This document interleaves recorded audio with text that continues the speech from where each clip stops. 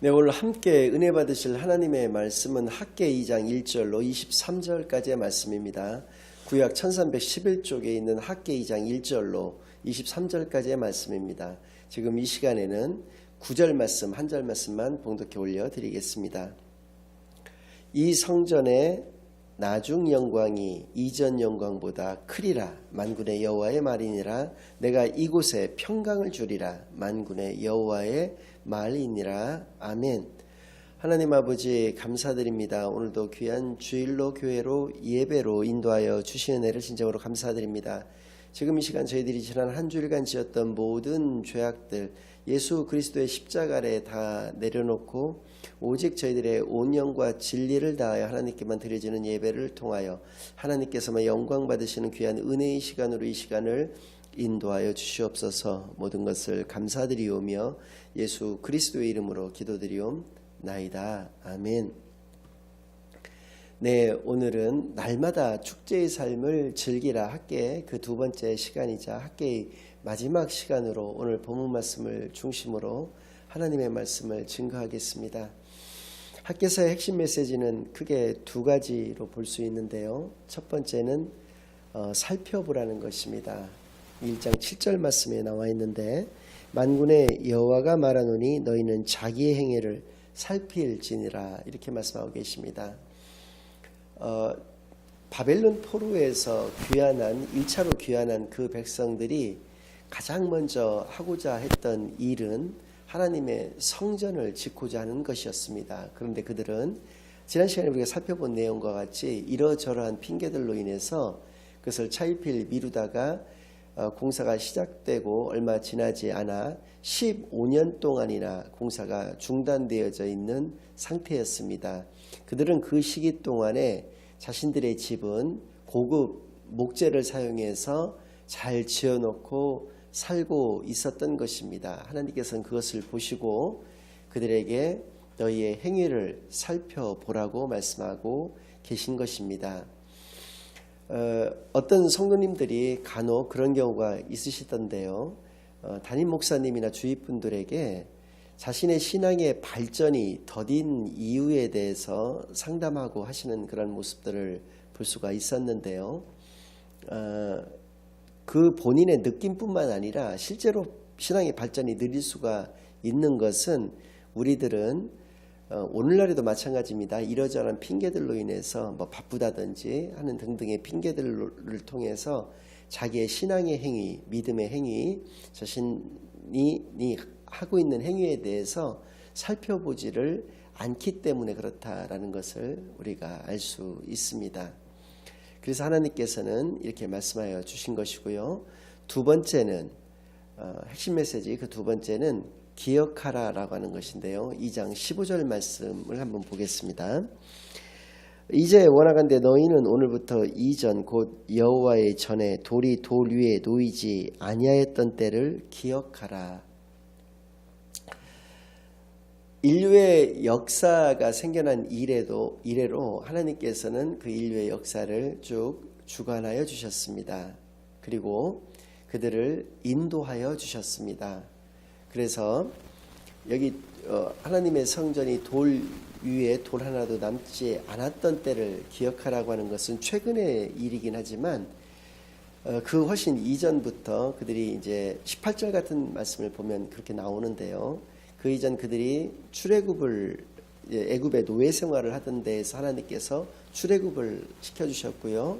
40년 동안 광야 학교에서 그들이 연단과 훈련을 받게 하셨고 또 기어코 하나님의 약속의 땅인 가나안 땅으로 그들을 인도하여 주셨다는 것이죠.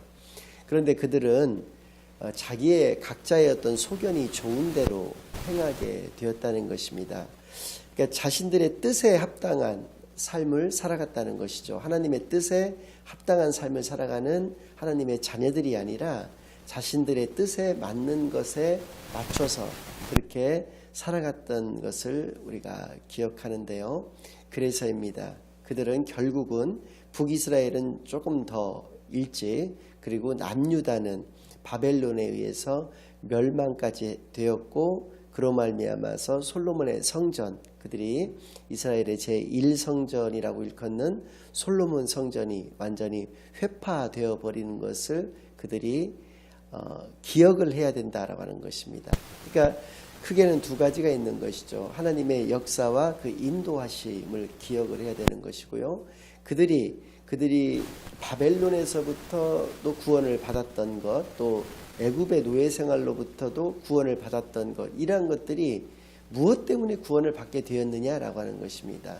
그러니까 그들이 어떤 자신들의 공로나 노고의 결과로 구원을 받게 된 것이냐, 그렇지 않고 값없이 하나님의 은혜로서 그들에게 구원이 주어졌다라고 하는 것을 기억하라라고 하는 것이죠. 그래서 하나님의 역사와 인도하심, 또 그들의 죄악으로 멸망하고 말았지만 하나님의 은혜로 그들을 구원하여 주셨다는 이 두 가지를 기억하라고 하나님께서 말씀하여 주셨던 것이 학개서의 핵심 메시지 두 가지가 되는 것이고요. 지난주 이런 관점에서 지난주 말씀의 결론을 요약을 한다면 이렇게 말씀을 드릴 수가 있는데, 내 삶의 우선순위가 나일 때에는 멸망에 이를 수밖에 없다. 그러나 그것이 하나님일 경우에는 내 삶은 날마다 축제의 삶을 즐기며 살아갈 수가 있는 것이다 라는 것이죠. 여러분, 축제의 상태라고 하는 것은 어떠한 상태입니까? 그것은 모든 것이 풍족한 상태입니다. 그리고 항상 기쁘고 즐거움만이 가득 차 있는 상태입니다. 그래서 모든 사람들이 행복한 그런 상태, 그것이 바로 축제의 상태라고 얘기할 수가 있는데요. 창세기 39장 5절 말씀을 보면 이스라엘의 대적 국가라고 할 수 있는 애굽의, 그것도 아주 고위 관료의 집에 하나님께서 축복하고 계시는 장면이 나옵니다. 즉 애굽 왕의 친위대장인 보디발이라는 사람의 집에 하나님께서 엄청난 축복을 허락하고 계시는 것을 알 수 있는데요. 그것은 애굽이나 보디발 때문에 그렇게 하셨던 것이 아니라 하나님을 자기 삶의 가장 최우선으로 삼고, 또 그러한 신앙 가운데서 견고하게 어떤 처지와 형편 가운데서도 그 신앙을 견지하였던 요셉을 보고, 요셉이 그 집에 노예로 살고 있었기 때문에 그러한 요셉을 보시고 하나님께서 그 집에 축복을 내리셨다는 것을 통해서 우리가 알 수 있는 것은, 내 삶 가운데에서 하나님이 가장 우선순위인 삶을 살아가는 사람은 그 사람만 하나님으로부터 복을 받는 것이 아니라 그 사람 주위가 모두 복을 받게 된다라고 하는 것을 우리가 알 수 있는 것입니다. 그래서 학계의 이름이 축제인 것 같습니다. 학개서 2장 3절 말씀을 잠깐 보면 여기에 이런 표현이 되어 있는데요. 그들이 이스라엘 제2성전이라고 일컫는 스룹바벨 성전의 이제 그 상태를 이야기를 하고 있는 것입니다. 너희 가운데 남아있는 자 중에서 이 성전의 이전 영광을 본 자가 누구냐? 이 성전의 이전 영광은 솔로몬 성전을 이야기하는 것입니다. 이제 이것이 너희에게 어떻게 보이느냐? 이것이 너희 눈에 보잘것없지 아니하냐? 이렇게 보잘것없는 것이죠. 이것을 좀 더 정확하게 알 수 있는 것이 에스라 3장 12절 말씀인데요. 그 말씀도 한번 읽어보겠습니다. 제사장들과 레위 사람들과 나이 많은 족장들은 첫 성전을 보았으므로, 여기서 첫 성전도 솔로몬 성전을 말하는 것이고요. 이제 이 성전의 기초가 놓임을 보고, 이 성전은 스룹바벨 성전을 말합니다. 대성통곡하였으나 여러 사람은 기쁨으로 크게 함성을 지르니, 스룹바벨 성전의 기초가 놓여지게 되었을 때 거기에 모여 있었던 사람들이 두 가지 반응을 보였다는 것입니다. 첫 번째 부류는 예전 솔로몬 성전이 완전히 멸망하기 전에 그 성전을 보았던 그러한 나이 많은 사람 층은 대성통곡했다는 겁니다. 대성통곡이라고 하는 것은 기쁨으로 눈물을 흘렸다는 것이 아니라 그 화려했던 솔로몬 성전에 비해서 이 스룹바벨 성전은 너무나 초라했기 때문에 너무나 그들은 비통했던 것입니다. 너무나 하나님께 죄스러움을 감출 수가 없었기 때문에 그들은 대성통곡을 크게 소리내어서 목 놓아 울 수밖에 없었다는 것이고요.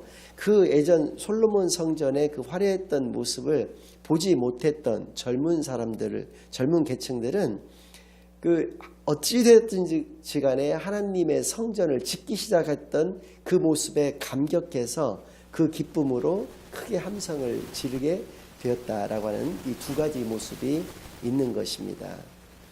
이것을 통해서 우리가 알 수 있는 것은 정말 솔로몬 성전은 화려했었구나라는 걸 알 수 있는데요. 그건 어찌 보면 당연한 것입니다. 왜 그러냐면 솔로몬의 아버지 다윗 왕과 솔로몬 왕 그 시대의 이스라엘은 그 주변국에 있어서 가장 위협이 되는 나라, 가장 강대국이었습니다.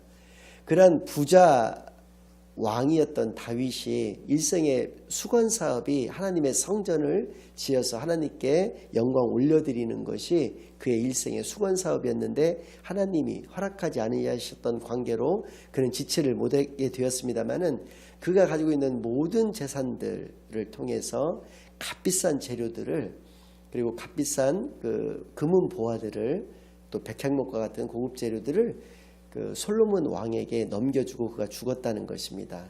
솔로몬 왕은 전무후무한 부를 가지고 있었던 왕이었기 때문에 자신의 부와 아버지가 물려준 그 부를 결합해서 솔로몬 성전이라고 하는 성전을 지었기 때문에 얼마나 그것이 화려하고 영화로웠을 것은 우리가 상상만 해봐도 충분히 알 수가 있을 것입니다. 오죽했으면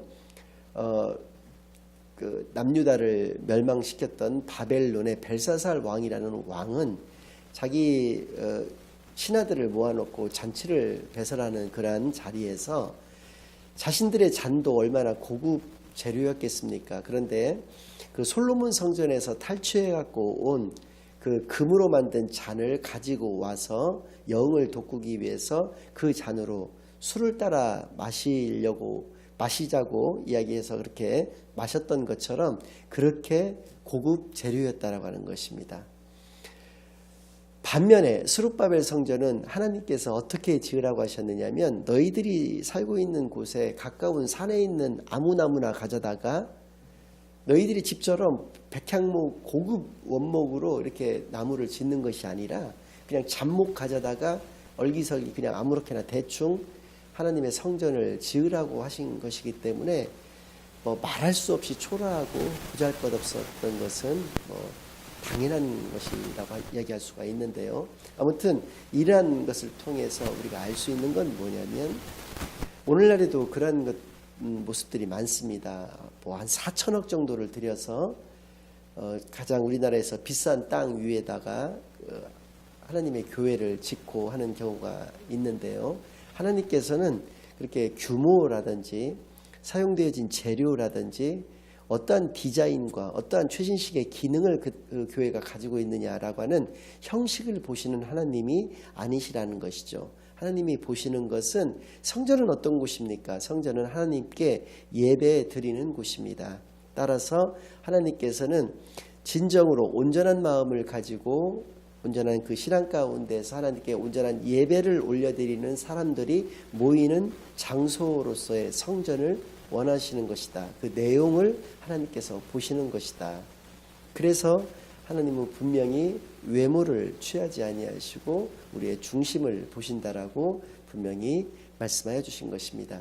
요한계시록에도 보면 그 앞부분에 7교회에 대한 주로 책망이 나오고 있는데요. 그 책망도 너 왜 이렇게 교회가 사이즈가 작아? 왜 이렇게 성도들이 얼마 없어? 이러한 책망의 내용이 아니라 그런 것은 단 한 구절도 없습니다.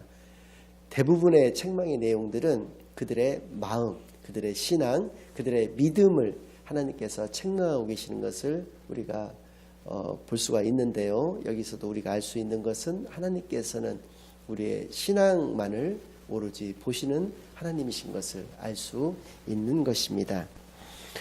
또한 우리가 2장 4절부터 오늘 읽은 이 9절까지의 본문의 말씀을 통해서 우리가 알 수 있는 것은 하나님께서 그러니까 예전에 가지고 있었던 솔로몬의 그 영광보다도 지금 현재 지어진 이 스룹바벨 성전의 영광을 더 크게 하시고 모든 나라들을 다 모으게 하시고 하늘과 땅과 바다와 육지를 모두 진동케 하신다라고, 그러니까 하나님이 영광을 이곳에서 더 크게 받으시겠다라고 말씀하여 주신 것을 통해서 우리가 알 수 있는 것은, 우리가 위기라고 생각하는 것이 오히려 우리에게는 기회가 되는 것이다 라는 것을 분명히 알 수 있습니다.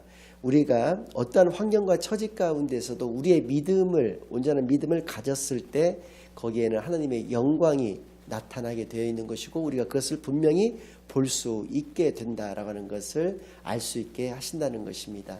여기서 말하는 우리 믿음이라고 하는 것은 어떤 것입니까? 그것은 바로 하나님의 말씀에 순종하는 것입니다. 하나님께서는 그냥 뒷산 올라가서 아무 나무나 주워다가, 또 그냥 삐뚤어졌건 올곧건 관계없이 그냥 아무 나무나 가져다가 하나님의 성전을 지으라고 말씀하셨다고 한다면 그냥 그렇게 짓기만 하면 되는 것입니다.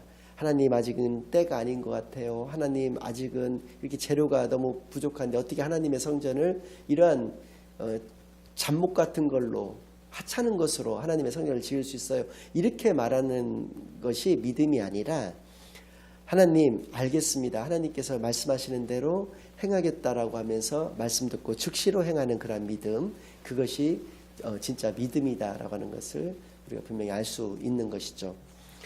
또 하나가 있습니다.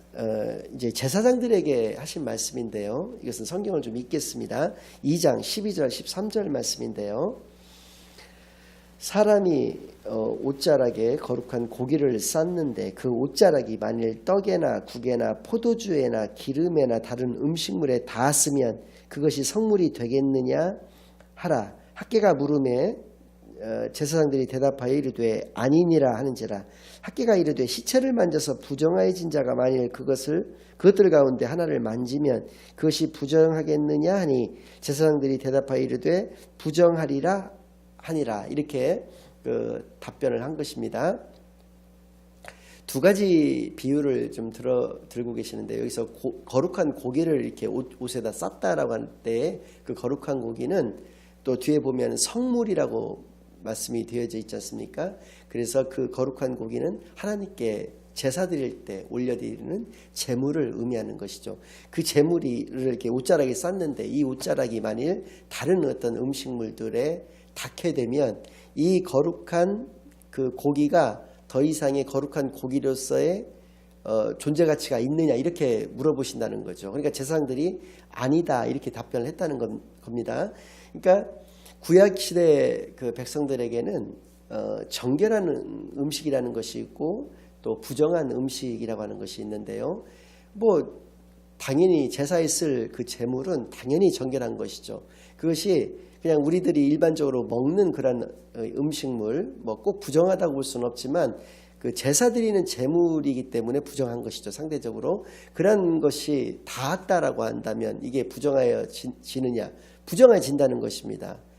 구약의 개념으로서는 맞는 얘기입니다. 또 예에서 부정한 것을 만진 사람이 다른 것을 또 만지게 됐을 때 그 만져진 것이 부정하게 되느냐? 부정하게 된다라고 답변했고 맞습니다. 개념적으로는. 근데 이 말씀이 어떤 의미를 가지고 있느냐라고 하는 것이죠. 그것은 바로 한 가지입니다. 그들은 분명히 바벨론 포로 생활 중에도, 그리고 이렇게 귀환해서 하나님의 성전이 아직까지 지어지지 않은 상태 속에서도 그들은 각종 절기라든지 제사라든지 또 안식일에 하나님께 예배를 올려드리는 것을 등한시하거나 빠뜨리지는 않았습니다. 그러나 그럼에도 불구하고 하나님의 성전은 지지를 않고 그냥 노천에서 했다는 것이죠. 천막 같은 거 그냥 대충 쳐놓고 했다든지 하는 식으로 노천에서 그냥 그렇게 했던 것을 보시고, 그것이 무엇이냐라고 하는 것이죠. 그것은 바로 그들이 제사는 지내야 되겠으니까 제사는 어쩔 수 없이 지내는 것인데, 그러니까 형식에 치우쳤을 뿐이지 그들이 마음 가운데 자신들의 집은 지으면서 하나님의 전은 이러한 핑계 저러한 핑계를 대가면서 짓지 않았던 그들의 신앙 상태를 하나님께서 말씀하여 주고 계시다는 것이죠. 그러니까 두 가지 질문을 하나님이 우리에게 주시는 것입니다. 거룩한 것이 나를 거룩하게 하느냐, 아니면 내 마음의 거룩이 나를 거룩하게 하는 것이냐, 이렇게 질문하고 계시다는 것이죠. 그러니까 하나님이 원하시는 답은 내 마음의 거룩이 나를 거룩하게 한다라고 하는 것을 알 수 있게 되는 것입니다. 이거 관련해서 예레미야 31장 31절로 34절 말씀에 이르기까지 언약의 갱신에 관련된 하나님의 말씀이 있는데요. 구 언약이 있고 신 언약, 새 언약이 있다는 것입니다. 구 언약은 어떤 것이냐면 하나님께서 출애굽을 하신 그 백성들과 맺으신 언약, 그러니까 모세가 있었던 모세의 언약이라고도 그래서 이야기합니다만은 모세를 통해서 그 백성들과 맺으신 언약이 구 언약이라는 거예요. 그 구 언약은 하나님이 두 돌판에다가 십계명을 쓰신 것으로 대변할 수가 있는데, 즉 돌판에 새긴 언약이라는 것입니다. 그런데 예레미야를 통해서 예언해 주신 새 언약은 어떤 것이냐면 그들의 마음 가운데 언약을 새기겠다는 것입니다. 왜 그러냐면 돌 위에 새긴 언약을 그들이 깨트려 버렸기 때문에 더 이상 의미가 없어졌다는 것이죠. 그래서 마음의 언약을 새김으로 말미암아서 그들이 하나님을 아느냐라고 하는 질문에 대한 더 이상의 답변은 의미가 없도록 만들어 버리시겠다라는 것이죠. 마음에 새겼기 때문에 하나님을 모른다고 할 수는 없기 때문에 그렇다는 것입니다. 이제 우리가 새 언약의 정신에서 알 수 있는 바와 같이 하나님의 언약은 우리의 마음 가운데 마음판에 새겨야 된다라고 하는 것을 분명히 알 수 있는 것입니다. 예수님의 그 씨 뿌리는 비유에서도 우리가 분명히 알 수가 있었죠. 옥토 가운데에서만 그 씨가 온전히 30배, 60배, 100배의 결실을 맺어나갈 수가 있는 것이지, 내 마음밭이 길가나 돌밭이나 가시떨기일 경우에는 하나님의 그 씨앗이 자랄 수가 없다라고 하는 것을 비유로 말씀해 주셨는데, 모든 것이 다 같은 의미가 되는 것입니다. 결론을 말씀드리겠습니다. 하나님의 능력 혹은 하나님께서 거룩하시지 못하신 것이 아니라 내가 거룩하지 못하기 때문에 나에게 있어 하나님의 능력이 나타나지 않는다는 것입니다. 우리가 온전한 11조를 강조하죠. 또 빠지지 않는 주일 예배를 비롯해서 공예배, 또 많은 기도, 또 많은 구제와 봉사, 이런 것들을 이야기를 합니다. 이러한 것들이 지금 방금 전에 구언약과 새언약에 대한 말씀을 드렸었는데, 구언약적 관점에서 본다면 이것은 형식에 불과할 수가 있을 것입니다. 이것이 우리 삶의 체크리스트가 되어서는 안 되는 것이죠. 우리 삶의 진정한 체크리스트가 되어야 하는 것은 우리가 진정으로 뜨거운 마음으로 하나님을 계속해서 사랑하고 있는가만이 체크리스트가 되어야 한다는 것입니다. 이렇게 우리가 뜨겁게 하나님을 사랑하였을 때 앞서 말씀드린 것들은 자동으로 되어지는 것이기 때문에 그렇다는 것입니다. 우리가 좋은 성전을 짓지 말자는 것이 아니죠. 그것을 하지 말자는 것이 아니라 하기는 하되 본질이 더 중요하다라고 하는 것을 분명하게 우리가 알아야 할 것입니다. 즉 신앙인은 신앙으로 살아야 한다는 것이고요. 그리스도인은 그리스도와 같이 살아야 한다라고 하는 것을 우리가 분명히 깨닫게 되어지는데 부족함이 없는 존귀한 시간만이 되시기를 예수 그리스도의 이름으로 간절히 축원합니다. 아멘. 이제는 우리 주 예수 그리스도의 은혜와 아버지 하나님의 극진하신 사랑과 성령 하나님의 내주 인도 역사 교통하심이 하나님을 내 삶 가운데 최우선으로 삼아서 온전하게 날마다 축제의 삶을 즐기기로, 그래서 임마누엘의 참되고 귀한 삶을 살기로 다짐하고 결심하고 돌아가는 모든 사랑하는 주의 자녀들의 머리 위에와 그들의 가정 위에 이제로부터 영원까지 항상 함께 있을지어다. 아멘.